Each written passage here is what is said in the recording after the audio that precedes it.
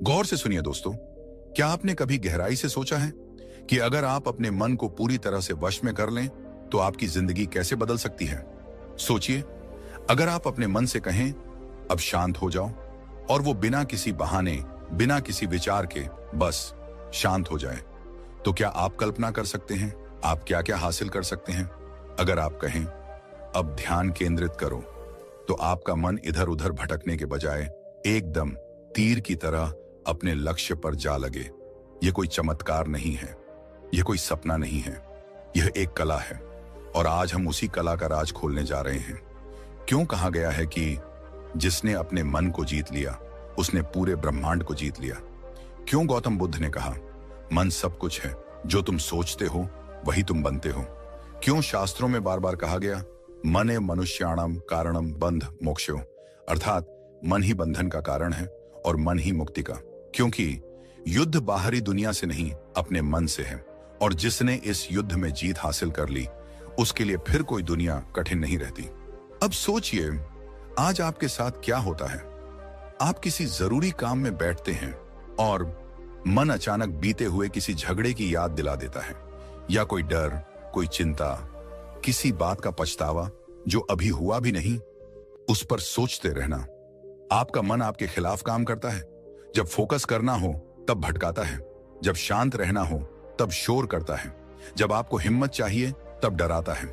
आपका सबसे बड़ा दुश्मन आपके ही सिर के अंदर बैठा है, और अगर आप उसे वश में कर लें तो सोचिए कौन सी परीक्षा आपके लिए कठिन रह जाएगी, कौन सा लक्ष्य असंभव रहेगा। कई लोग कहते हैं मेरा मन नहीं लगता, मैं ज्यादा देर फोकस नहीं कर पाता, मन बहुत भटकता है, मैं जो सोचता हूं वो कर नहीं पाता। पर क्या आपने कभी सवाल किया है क्यों मन आखिर भटकता क्यों है? ध्यान से समझिए, मन एक बंदर की तरह है जो लगातार एक शाखा से दूसरी शाखा पर कूदता रहता है। अगर उसे कोई दिशा न दी जाए, कोई साधन न मिले, कोई लक्ष्य न दिखे, तो वो कूदता रहेगा। बिल्कुल वैसे ही जैसे आप सुबह उठते ही मोबाइल चेक करते हैं, फिर वीडियो, फिर इंस्टाग्राम, फिर सोच, फिर चिंता, फिर कंपैरिजन, और सारा दिन बस ऐसे ही बिखर जाता है। अब सवाल यह है, मन को नियंत्रित कैसे किया जाए, कैसे उसे अपना गुलाम बनाएं, कैसे उसकी ताकत को अपने फोकस में बदलें। इसका उत्तर आधुनिक मनोविज्ञान और प्राचीन ब्रह्म ज्ञान दोनों में छुपा है। आधुनिक विज्ञान कहता है कि मन दरअसल एक आदतों का जाल है। जो आप रोज सोचते हैं वही आपका मन बनता जाता है। आप जैसे विचारों को दोहराते हो वही रास्ते आपके ब्रेन में गहरे हो जाते हैं। उन्हीं रास्तों पर मन दौड़ने लगता है, और धीरे धीरे वही आपकी नेचुरल सोच बन जाती है। उदाहरण के लिए, अगर आप हर सुबह उठते ही सबसे पहले चिंता करते हैं तो आपका मन उस आदत का आदी हो जाता है। अगर आप हमेशा दूसरों से तुलना करते हैं तो मन उस कंपैरिजन के चक्कर में उलझ जाता है। अब सोचिए, अगर आप हर दिन थोड़ा समय खुद को नियंत्रित करने में लगाएं, अगर आप मन को कहें रुक, फोकस, आगे बढ़, तो क्या यह मुमकिन नहीं कि धीरे धीरे मन आपकी बात मानने लगे।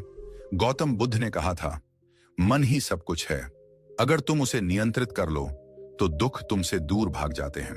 और आज न्यूरोसाइंस यही कहती है कि आपका ध्यान आपका सबसे बड़ा हथियार है। जिस पर आप ध्यान केंद्रित करते हैं वही बढ़ता है।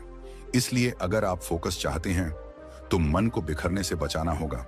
अगर आप चाहते हैं कि आपका ध्यान अपने लक्ष्य पर टिके रहे तो आपको अपने मन को ट्रेन करना पड़ेगा। बिल्कुल वैसे जैसे एक बच्चा शुरुआत में जिद करता है पर धीरे धीरे समझने लगता है। याद रखिए, मन एक साधन है, मालिक नहीं। आप मालिक हो, और जब तक आप मालिक नहीं बनते तब तक मन आपका शोषण करता रहेगा। आज हम इस वीडियो की शुरुआत में सिर्फ इस बात को समझने आए हैं कि अगर फोकस चाहिए, अगर ध्यान चाहिए, अगर सफलता चाहिए, तो सबसे पहले मन को कंट्रोल करना जरूरी है। और यह करना न कोई रहस्य है, न कोई असंभव कार्य। बस आपको शुरुआत करनी होगी, हर दिन थोड़ा थोड़ा, हर क्षण थोड़ा और जागरूक होकर। और जैसे ही आप अपने मन पर नियंत्रण पाना शुरू कर देते हैं, आपका ध्यान, आपकी सोच और आपका जीवन तीनों एक नई दिशा में मुड़ जाते हैं। और यही शुरुआत है। अगले भाग में हम विस्तार से जानेंगे मन को काबू में रखने की 5 अद्भुत और अचूक विधियां, जो आपको बताएंगी कि कैसे आप अपने जीवन में हर दिन अपने मन को साध सकते हैं, उसे अनुशासन में ला सकते हैं और अपने लक्ष्य की ओर तेजी से बढ़ सकते हैं। इसलिए वीडियो को यहीं मत छोड़िए, क्योंकि आगे आने वाला हिस्सा है वास्तविक परिवर्तन का दरवाजा। क्या आपने कभी खुद से पूछा है कि अगर मन मेरा है तो ये मेरी सुनता क्यों नहीं? क्यों जब मैं पढ़ना चाहता हूं तब यही मन बार बार मुझे मोबाइल की तरफ खींचता है? जब मैं कुछ सीखना चाहता हूं तब ये बीती बातें क्यों दोहराने लगता है? क्यों जब मैं खुद को बदलना चाहता हूं तब यही मन मुझसे कहता है, अरे छोड़, तू नहीं कर पाएगा? क्या ये सच में मेरा मन है या मैं ही इस मन का गुलाम बन चुका हूं? जिसने मन को जीत लिया उसने दुनिया को जीत लिया। ये सिर्फ कोई श्लोक नहीं है, ये एक चेतावनी है। क्योंकि अगर तुमने अपने मन को नहीं जीता तो ये मन तुम्हें हर रोज हर कदम पर हरवाता रहेगा। और जो इस मन को जीत लेता है उसके लिए कोई भी लक्ष्य असंभव नहीं रह जाता। अब ध्यान से सुनो, क्योंकि आगे जो तुम जानने वाले हो वो सिर्फ ज्ञान नहीं है, ये तुम्हारे जीवन की दिशा बदल सकता है। मन एक बंदर की तरह है, हर वक्त उछलता है, कभी भविष्य में, कभी अतीत में, कभी चिंता, कभी भ्रम, कभी लालच, कभी डर। लेकिन सवाल ये है, क्या तुमने इस बंदर को नियंत्रित करना सीखा है? आज हम भाग रहे हैं, थक रहे हैं, टूट रहे हैं, लेकिन जीत नहीं रहे। क्यों? क्योंकि हमारी सबसे बड़ी लड़ाई हम खुद से हार रहे हैं। जब तुम कहो कि मैं सुबह 5 बजे उठूंगा तो तुम्हारा मन कहता है थोड़ी देर और सो जा, तू थक गया है।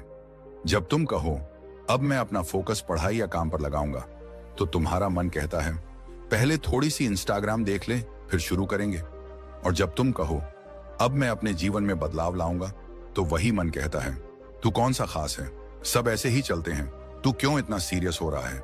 यही तो असली बाधा है, मन। गौतम बुद्ध ने कहा था मन ही सब कुछ है, जो तुम सोचते हो वही तुम बनते हो।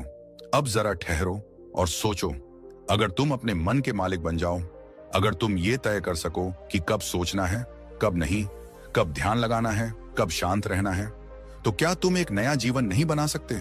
अब वैज्ञानिक भी यही कहते हैं। हर दिन हमारे दिमाग में करीब 60,000 विचार आते हैं, जिनमें से 90% वही होते हैं जो हम कल सोच चुके हैं। मतलब हम हर दिन उसी पुराने पैटर्न को दोहरा रहे हैं, फिर भी उम्मीद करते हैं कि कुछ नया होगा। लेकिन नया तभी होगा जब मन नया होगा, और मन नया तब होगा जब वो तुम्हारा अनुयायी बनेगा, न कि मालिक।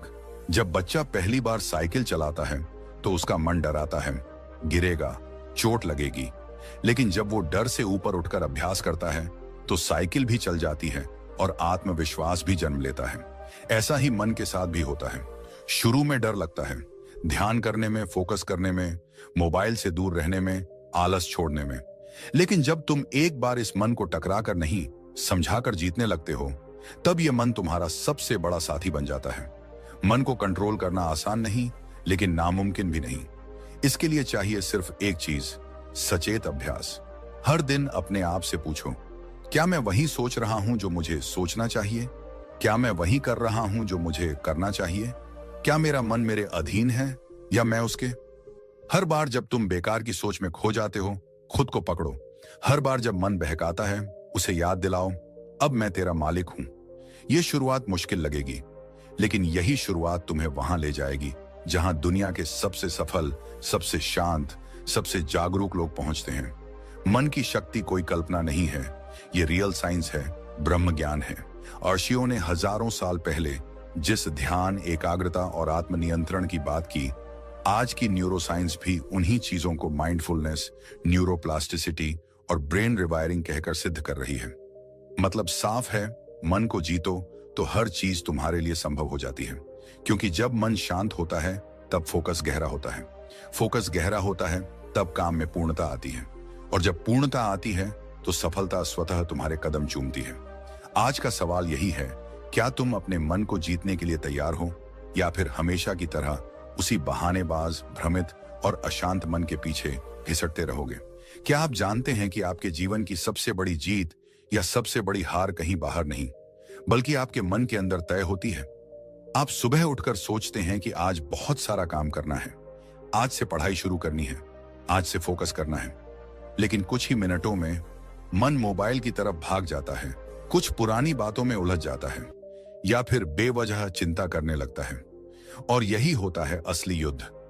बाहर की दुनिया से लड़ना आसान है, पर जो अपने ही मन को नहीं जीत सका, वो दुनिया में कुछ बड़ा नहीं कर सकता। मन एक ऐसा घोड़ा है जो अगर काबू में हो तो राजा बना देता है, और अगर बेकाबू हो जाए तो पूरी जिंदगी खींचता चला जाता है, बिना मंजिल के, बिना दिशा के। गौतम बुद्ध ने कहा था, जो अपने मन को जीत लेता है वही सच्चा विजेता होता है, क्योंकि जब तक मन नियंत्रित नहीं होगा तब तक कोई भी लक्ष्य, कोई भी सपना पूरा नहीं होगा। मन कहेगा कल कर लेंगे, मन कहेगा यह काम बहुत मुश्किल है, मन कहेगा क्या फायदा इतनी मेहनत का, और हम उस मन की बातों में आ जाते हैं, क्योंकि हमें यह सिखाया ही नहीं गया कि मन को कैसे नियंत्रित किया जाए। लेकिन आज का ये वीडियो सिर्फ ये कहने नहीं आया कि मन को कंट्रोल करो।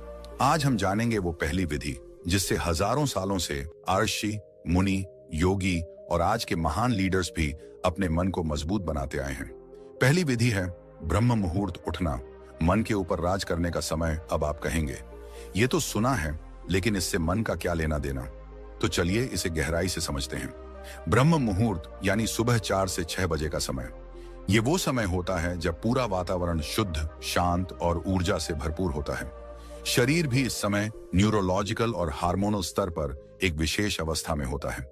वैज्ञानिक रूप से देखा जाए तो इस समय मेलाटोनिन नामक हार्मोन का प्रभाव अपने चरम पर होता है, जो न केवल गहरी नींद देता है बल्कि दिमाग को क्लैरिटी और एकाग्रता भी प्रदान करता है। दूसरे शब्दों में कहें तो यह समय वो गोल्डन टाइम है जब हमारा मन सबसे ज्यादा रिसेप्टिव, शांत और सीखने के लिए तैयार होता है।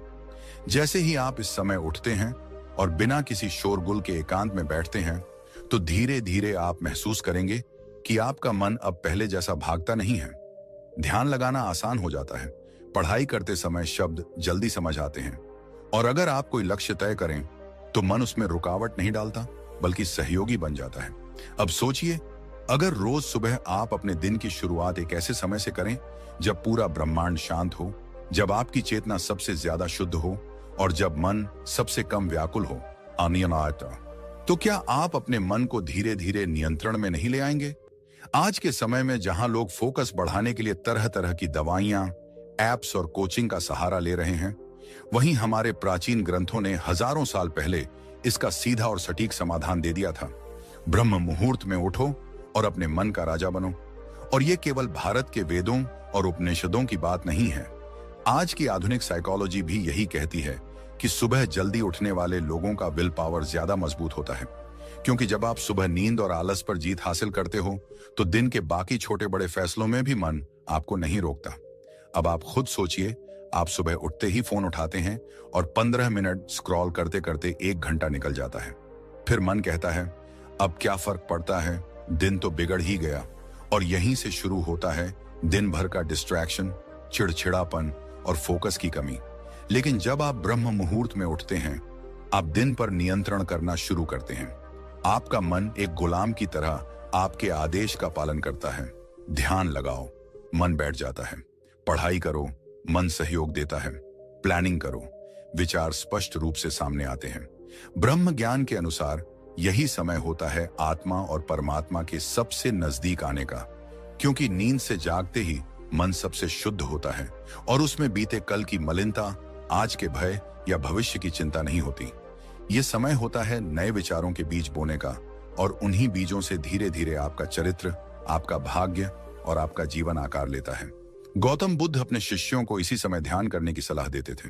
वो कहते थे, प्रभात की शांति में आत्मा के स्वर सुने जा सकते हैं, और यही वो समय है जब आप अपने मन को उसके असली स्वरूप में पकड़ सकते हैं, न कि उस रूप में जिसमें दिन भर की इच्छाएं, व्याकुलताएं और सोशल मीडिया का शोर उसे बना देता है। आप सोचिए, जब आप इस छोटे से अभ्यास से शुरुआत करते हैं तो आप न सिर्फ मन को जीतते हैं बल्कि अपने जीवन की दिशा भी बदलते हैं। आपका दिमाग शार्पर होता है, फोकस गहरा होता है, और सबसे बड़ी बात, आपको खुद पर गर्व महसूस होता है, क्योंकि आप उस चीज पर जीत पा रहे हैं जिसे अब तक आपने सबसे ज्यादा अनियंत्रित समझा था, आपका अपना मन। इसलिए अगर आप सच में चाहते हैं कि आपका मन आपका गुलाम बने, अगर आप चाहते हैं कि मन डिस्ट्रैक्ट ना करे, और अगर आप चाहते हैं कि आप फोकस के शिखर पर पहुंचें, तो इसकी शुरुआत यहीं से करें, ब्रह्म मुहूर्त उठने से। याद रखिए, जो सुबह का विजेता है वो पूरे दिन का शासक होता है, और जो मन के ऊपर सुबह जीत गया वो जीवन में हर क्षेत्र में जीत सकता है। अब तक हमने समझा कि मन को कंट्रोल करना क्यों जरूरी है और उसकी पहली विधि क्या है, लेकिन ये सिर्फ शुरुआत है, क्योंकि मन के गुलामी से मुक्ति पाने की राह में ऐसी और भी कई विधियां हैं जो धीरे धीरे आपको एक ऐसे वॉरियर में बदल देंगी जिसका मन उसका सेवक बन जाए, न कि मालिक। तो अब तैयार हो जाइए अगली विधि के लिए, जो इस यात्रा को और भी गहराई, शक्ति और सफलता की ओर ले जाएगी। दूसरी विधि है प्राण शक्ति साधना, सांसों से मन पर नियंत्रण। कभी आपने गौर किया है, जब आप गुस्से में होते हैं तब आपकी सांसें तेज हो जाती हैं। जब आप डरे हुए होते हैं तब सांसें हल्की हल्की और अस्थिर चलने लगती हैं। और जब आप शांत होते हैं तो सांसें भी गहराई से चलती हैं, बड़ी ही सहजता से। इसका सीधा मतलब है कि हमारी सांसें और हमारा मन आपस में गहराई से जुड़े हुए हैं। यही वजह है कि अगर कोई व्यक्ति अपने श्वास पर नियंत्रण पा ले तो वो अपने मन पर भी नियंत्रण पा सकता है। यही है मन को जीतने की दूसरी विधि, प्राण शक्ति साधना। आज की इस व्यस्त और भागदौड़ भरी दुनिया में हमारा मन एक ही समय में कई दिशाओं में भाग रहा होता है। कई बार हम कोई काम कर रहे होते हैं लेकिन मन कहीं और भटक रहा होता है। किसी से बात करते वक्त भी मन पुरानी बातों में अटका होता है या भविष्य की चिंता में उलझा रहता है। ऐसे में फोकस कैसे बनेगा? ऐसे में मन पर नियंत्रण कैसे संभव है? इसका उत्तर छुपा है हमारी सांसों में और एक विशेष अभ्यास में, अनुलोम विलोम प्राणायाम। हर सुबह केवल 10 मिनट का यह अभ्यास आपके पूरे दिन को बदल सकता है। आप एक शांत, स्थिर और फोकस्ड मन के साथ दिन की शुरुआत करते हैं और जब शुरुआत ही इतनी सशक्त होगी तो दिन भर का हर कार्य सरल, स्पष्ट और प्रभावी बनेगा। यह कोई कल्पना नहीं है, बल्कि हजारों वर्षों पुराना ब्रह्म ज्ञान है जो आज भी उतना ही प्रभावशाली है। गौतम बुद्ध ने कहा था, जैसे कोई कुशल सारथी घोड़े की लगाम थामे रखता है, वैसे ही बुद्धिमान व्यक्ति अपनी श्वासों पर ध्यान देकर अपने चित्त को साधता है। यानी जो व्यक्ति अपनी सांसों पर ध्यान केंद्रित करता है वही अपने भटकते मन को वश में कर पाता है। और यही अभ्यास है अनुलोम विलोम का। यह साधना केवल एक श्वास अभ्यास नहीं है, यह एक ध्यान है, एक आंतरिक युद्ध है, जहां आप अपने अंदर के शोर को शांत करने की कला सीखते हैं। आप अपने मन के उस कोने तक पहुंचते हैं जहां विचारों की उथल पुथल थम जाती है। और जब विचार शांत होते हैं तब चेतना स्पष्ट होती है और यही स्पष्टता ही आपको फोकस की शक्ति देती है। आजकल हम अक्सर कहते हैं, मेरा मन बहुत विचलित रहता है, पढ़ाई में मन नहीं लगता, काम करते वक्त ध्यान भटक जाता है। लेकिन क्या हम कभी यह सोचते हैं कि हम अपने मन को फोकस करने के लिए सांसों की मदद क्यों नहीं लेते? जब बच्चे परीक्षा से पहले घबराते हैं तो टीचर उन्हें कहते हैं, गहरी सांस लो। जब कोई तनाव में होता है तो उसे कहा जाता है, आराम से सांस लो। लेकिन क्या हमने कभी इस सलाह को गंभीरता से लिया? सच तो यह है कि हम में से बहुत से लोग सांस लेते हैं सिर्फ जीने के लिए, लेकिन जीने की गुणवत्ता को बढ़ाने के लिए नहीं। जबकि अनुलोम विलोम जैसी साधना यही सिखाती है कि हम अपनी सांसों को कैसे नियंत्रित करें, कैसे उनकी गहराई को महसूस करें और कैसे हर श्वास के साथ अपने मन को अधिक शांत और स्थिर करें। वैज्ञानिक दृष्टिकोण से भी देखा जाए तो जब हम गहरी, लयबद्ध सांसें लेते हैं तो हमारा परसियाथेटिक न्यूरल सिस्टम सक्रिय होता है, जो शरीर को आराम, मानसिक स्पष्टता और संतुलन की अवस्था में लाता है। यानी मन सिर्फ शांत नहीं होता, वह आज्ञाकारी भी बनता है। और जब मन आज्ञाकारी होता है तभी वो हमारी बात मानता है, तभी हम उसे एकाग्र कर सकते हैं, तभी हम उसे फोकस में बदल सकते हैं। सुबह के समय जब वातावरण शांत होता है, सूरज की पहली किरण धरती को छूती है और प्रकृति भी जाग रही होती है। ऐसे में 10 मिनट का यह अभ्यास हमारे पूरे जीवन को दिशा दे सकता है। केवल सांस पर ध्यान दीजिए, विचार आए तो उन्हें जाने दीजिए, सिर्फ श्वास के आने जाने को महसूस कीजिए। धीरे धीरे आपका मन भी वही करने लगेगा जो आप चाहते हैं, न कि वो जो मन खुद चाहता है। यही है प्राण शक्ति साधना की महिमा। यह केवल एक योग क्रिया नहीं, यह एक मानसिक अनुशासन है। जब सांस नियंत्रित होती है तो मन भी नियंत्रित होता है, और जब मन नियंत्रित होता है तो जीवन अपने सही मार्ग पर चलने लगता है। तो अगर आप अपने जीवन में फोकस बढ़ाना चाहते हैं, डिस्ट्रैक्शंस को खत्म करना चाहते हैं, मन को अपना मित्र बनाना चाहते हैं, तो हर सुबह 10 मिनट अनुलोम विलोम की साधना को अपने जीवन का हिस्सा बना लीजिए। आज नहीं तो कल इसका असर जरूर दिखाई देगा, लेकिन अगर आप इसे नियमित करें तो यह साधना एक आंतरिक क्रांति बन सकती है। याद रखिए, प्राण पर अधिकार तो मन पर अधिकार, और जिसने अपने मन पर अधिकार पा लिया उसे कोई भी लक्ष्य असंभव नहीं लगता। अब सवाल यह उठता है कि सिर्फ सांसों से ही नहीं, और भी कई ऐसी विधियां हैं जो हमारे मन को नियंत्रित कर सकती हैं। हमारे फोकस को तीव्र बना सकती हैं। और अगली विधि जो हम जानने वाले हैं वो है तीसरी विधि है विचार विच्छेदन विधि। विचारों को बीच में ही काट देना। कभी आपने ये महसूस किया है कि आप कुछ जरूरी काम कर रहे हैं, लेकिन अचानक मन में कोई पुरानी बात, कोई डर, कोई बेकार सोच या कोई ऐसा विचार आ जाता है जो आपका पूरा ध्यान भटका देता है और फिर आप उसी में उलझ जाते हैं। वो विचार आता है, पकड़ता है और खींच ले जाता है। आप समझते हैं कि ये सोचने का कोई मतलब नहीं, लेकिन फिर भी मन मानता नहीं, बस खींचता जाता है और खींचता जाता है और हम खुद से हार मान लेते हैं। तो सवाल ये है कि क्या हम वाकई अपने विचारों को कंट्रोल नहीं कर सकते? क्या हम हमेशा अपने मन के गुलाम बने रहेंगे? जवाब है नहीं। मन को नियंत्रित किया जा सकता है और इसका एक बहुत ही प्रभावशाली तरीका है विचार विच्छेदन विधि।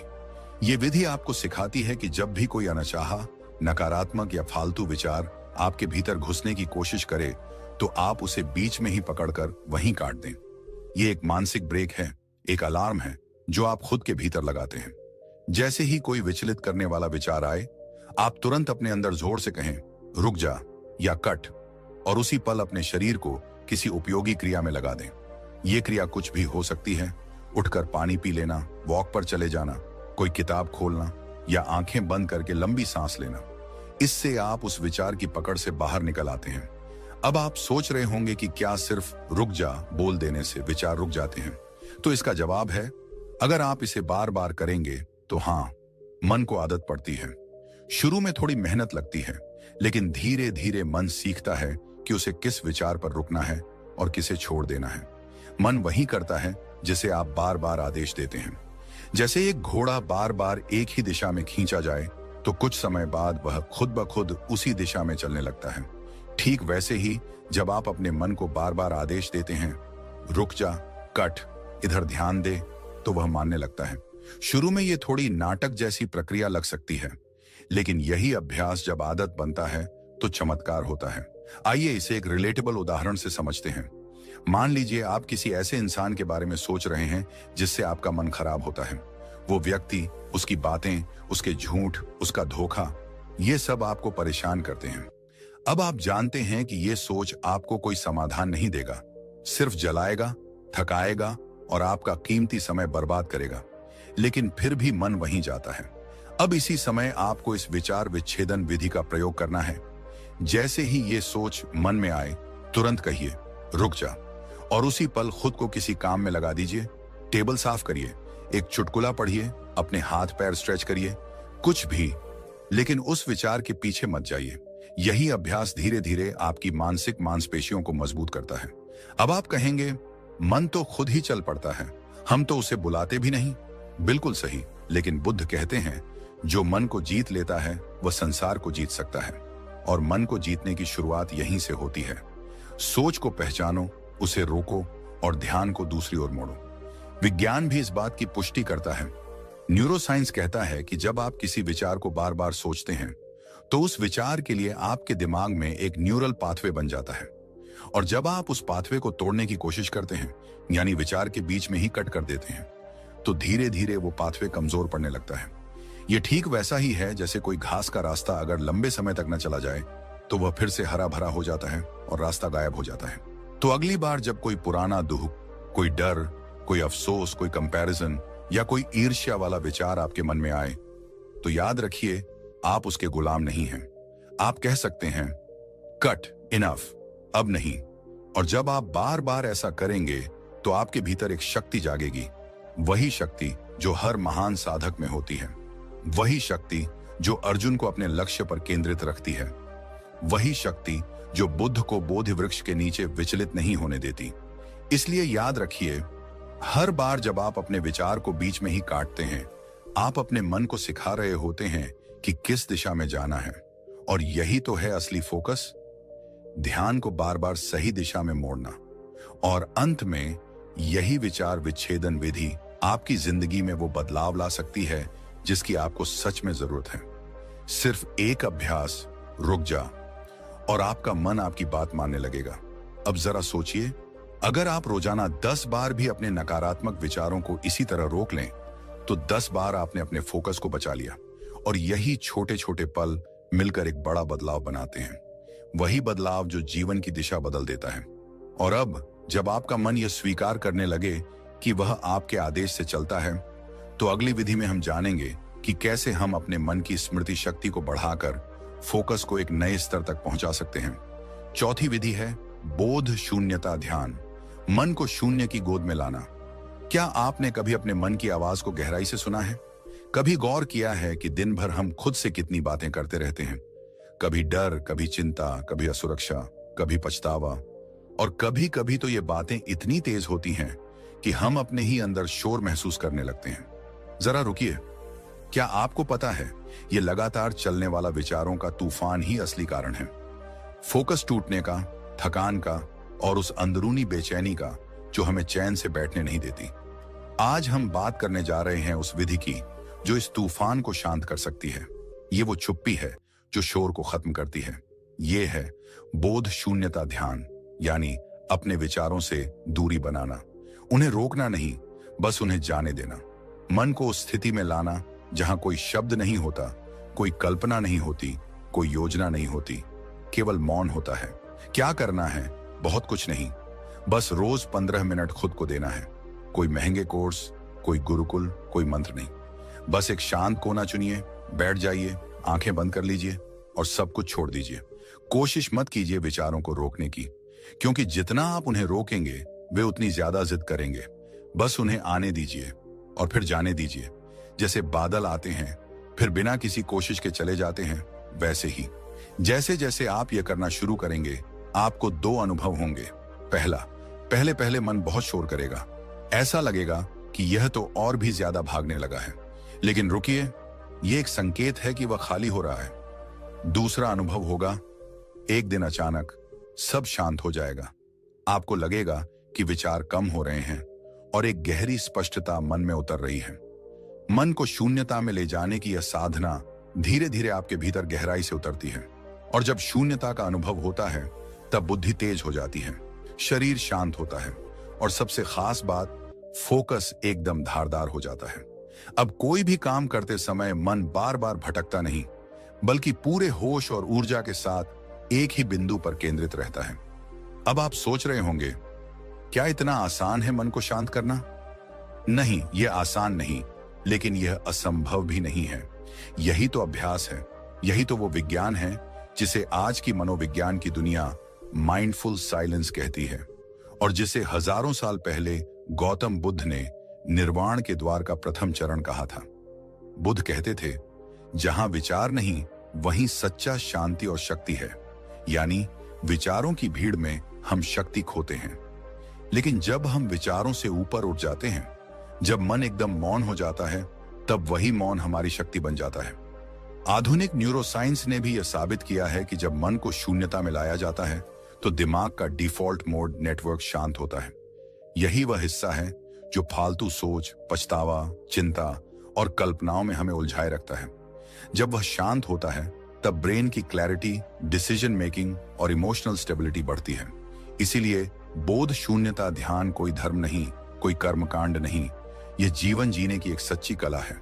जब मन भीतर से शांत होता है तभी हम बाहर की दुनिया को बेहतर देख पाते हैं। तब हमें न लोग परेशान करते हैं न हालात, क्योंकि हमारा केंद्र हमारे भीतर होता है, स्थिर, स्पष्ट और शक्तिशाली। इस विधि की सबसे बड़ी खूबी यह है कि यह आपको आपके ही भीतर की सबसे गहरी शक्ति से मिलाती है, आपको बार बार अपने अंदर लौटना सिखाती है। और जब आप भीतर लौटते हैं तब बाहर की दुनिया में आपकी उपस्थिति बदल जाती है। आप कम बोलते हैं लेकिन आपकी बात गहरी होती है। आप कम प्रतिक्रिया देते हैं लेकिन आपका असर गहरा होता है। तो अगली बार जब आपका मन बहुत थका हुआ हो, बहुत परेशान हो, जब लगे कि कुछ भी समझ नहीं आ रहा, उस वक्त कुछ मत कीजिए, बस बैठ जाइए और खुद को उस शून्यता में समर्पित कर दीजिए। देखिए कैसे धीरे धीरे सब कुछ साफ होने लगता है, जैसे धुंध के पार सूरज झांकने लगे। याद रखिए, मन को जीतने के लिए किसी युद्ध की जरूरत नहीं, सिर्फ मौन की जरूरत है। और अब जब आपने बोध शून्यता का महत्व समझा है, तो अगली विधि में हम जानेंगे कि कैसे मन को ऊर्जावान बनाकर उसे थकान से मुक्त रखते हुए एक ऐसा स्टेट तैयार किया जाए जहां मन अपने आप लक्ष्य पर टिकने लगे। अब हम बढ़ते हैं पांचवी विधि की ओर। बहुत से लोग ये सवाल पूछते हैं, मैं कुछ करना चाहता हूं, कुछ सीखना चाहता हूं, कुछ बड़ा बनना चाहता हूं, लेकिन मेरा मन साथ नहीं देता। क्या कभी आपने भी ऐसा महसूस किया है? सुबह अलार्म बजता है लेकिन मन कहता है अभी 5 मिनट और सो लेता हूं। किताब उठाते हैं पढ़ने के लिए, लेकिन मोबाइल पर एक नोटिफिकेशन आता है और मन कहता है बस एक बार देख लूं, फिर पढ़ता हूं। ध्यान करने बैठते हैं और अचानक मन में आने लगती हैं कल की बातें, आने वाले कल की चिंता, और जिनका कोई मतलब नहीं होता वो विचार भी। तो अब सवाल ये है, क्या वाकई मन को कंट्रोल किया जा सकता है? उत्तर है हाँ, पूरी तरह किया जा सकता है। मन कोई अजगर नहीं है जिसे काबू करना नामुमकिन हो। वो बस आदतों का गुलाम है। उसे बस सही दिशा, सही संस्कार और सही अनुभव देना होता है, और यही काम करती है संकल्प शक्ति जागरण की विधि। आज हम मन को जीतने की 5वीं विधि की बात कर रहे हैं। 5वीं विधि संकल्प शक्ति जागरण, एक व्रत, एक नियम, एक जीत। अब ध्यान से सुनिए। मन को झुकाना है तो पहले खुद से किया वादा निभाना सीखो। हर बार जब आप कोई लक्ष्य तय करते हैं और फिर उससे पीछे हट जाते हैं, तो आप केवल उस लक्ष्य से पीछे नहीं हटते, आप अपनी आत्म प्रतिष्ठा को तोड़ देते हैं। और जब आत्म प्रतिष्ठा गिरती है तो मन कहता है तू तो खुद से भी झूठ बोलता है, अब तू किसी चीज के लायक नहीं। अब उपाय क्या है? बहुत सरल लेकिन बेहद गहरा। हर 7 दिन के लिए एक नियम लो, एक ऐसा संकल्प जो थोड़ा कठिन हो लेकिन मुमकिन हो। जैसे सुबह 5 बजे उठना, या सुबह 9 बजे तक मोबाइल नहीं छूना, या 7 दिन तक बिना चीनी के रहना, या हर दिन बिना नागा 15 मिनट ध्यान करना। शर्त एक ही है, इसे किसी भी हालत में मत तोड़ो। भले कुछ भी हो जाए, नींद आई, आलस आया, मूड नहीं बना, बाहर शोर हुआ, लेकिन नियम नहीं टूटेगा। अब आप पूछेंगे इतना छोटा सा नियम क्या करेगा? यह नियम नहीं, आपके भीतर की इच्छा शक्ति का दीपक है। हर दिन जब आप उसे निभाते हैं तो आप मन को संदेश देते हैं, देखो मैं कहता हूं और करता हूं, मैं जो ठान लेता हूं वो करता हूं। धीरे धीरे ये दीपक जलता है और वो अंधेरा जो मन की कमजोरी है वो छंटने लगता है। आपका ध्यान तेज होता है, आत्मविश्वास बढ़ता है, और आप जो चाहें उस पर केंद्रित हो पाते हैं। इसका असर केवल मन पर नहीं होता, शरीर और चरित्र पर भी पड़ता है। मन अब इधर उधर नहीं भागता, वो आदेश मानता है। आत्म संयम आता है, अंदर एक संतोष और स्पष्टता आती है, और सबसे बड़ी बात, अब आप अपने शब्दों का सम्मान करना सीख जाते हैं। गौतम बुद्ध ने कहा था, जो मन को वश में कर ले वह 1000 युद्ध जीतने वाले से बड़ा विजेता है। और मन को वश में करने का पहला कदम है खुद से किया हुआ वादा निभाना। मनोवैज्ञानिक भी कहते हैं कि जब हम लगातार कोई संकल्प निभाते हैं तो हमारे दिमाग में डोपामीन और सेरोटोनिन जैसे हार्मोन्स सक्रिय होते हैं, जो फोकस, मूड और मोटिवेशन को बढ़ाते हैं। मतलब जब आप एक छोटा व्रत निभाते हैं तो आपका दिमाग आपको रिवॉर्ड देता है, बहुत अच्छा किया, और यही सकारात्मक ऊर्जा फिर अगले नियम को निभाने में मदद करती है। एक बात और समझिए, यह केवल 7 दिन का नियम नहीं है, यह एक संस्कार है। संस्कार बनते हैं, फिर स्वभाव बनते हैं, फिर वही हमारा भविष्य बनाते हैं। तो हर सप्ताह अपने भीतर एक संस्कार जगाइए और देखिए कैसे मन अब आपका सेवक बन जाता है, आपका गुलाम नहीं। और याद रखिए, जो खुद से किया गया वादा निभा ले वो ही सच्चा विजेता है। अब सोचिए, आप कौन सा पहला संकल्प लेने जा रहे हैं, और क्या आप उसे निभाने के लिए तैयार हैं? जहां आपका मन पूरी तरह से आपके अधीन होगा, और जीवन की असली शक्ति वहीं से शुरू होती है। जागो, ठानो और निभाओ। मन को जीतो, ध्यान से नहीं, संकल्प से। और अगर इस वीडियो ने आपके दिल को छू लिया हो, अगर आपके भीतर कहीं ना कहीं एक हलचल सी मच गई हो, तो यही संकेत है कि अब समय आ गया है अपने मन को जीतने का, अपने जीवन को एक नई दिशा देने का। लेकिन ये तो सिर्फ शुरुआत है। हर हफ्ते हम आपके लिए ऐसी ही गहराई से जुड़ी बातें, प्राचीन ज्ञान और आधुनिक मनोविज्ञान के अद्भुत मेल के साथ कुछ ऐसा लेकर आते हैं जो आपके जीवन को बदल सके, आपके भीतर छिपी शक्ति को जगा सके। तो अगर आपने अभी तक हमारे चैनल को सब्सक्राइब नहीं किया है तो जरूर कीजिए, क्योंकि अगली विधियां, अगले रहस्य और अगला परिवर्तन आपके लिए ही है, जिसे आप मिस नहीं करना चाहेंगे। वीडियो को लाइक करना न भूलें और नीचे कमेंट करके हमें जरूर बताएं आपने इस वीडियो से क्या सीखा और आपका पहला संकल्प क्या होगा। आपका अपना चैनल, जहां बात होती है जीवन के असली परिवर्तन की। सब्सक्राइब कीजिए, बेल आइकॉन दबाइए और खुद से एक वादा कीजिए, अब हर वीडियो के साथ आप एक नई शुरुआत करेंगे। मिलते हैं अगली विधि में एक और मन विजय के रहस्य के साथ। तब तक जागते रहिए, सीखते रहिए और संकल्प के पथ पर चलते रहिए, क्योंकि बदलाव बाहर नहीं, भीतर से शुरू होता है। धन्यवाद।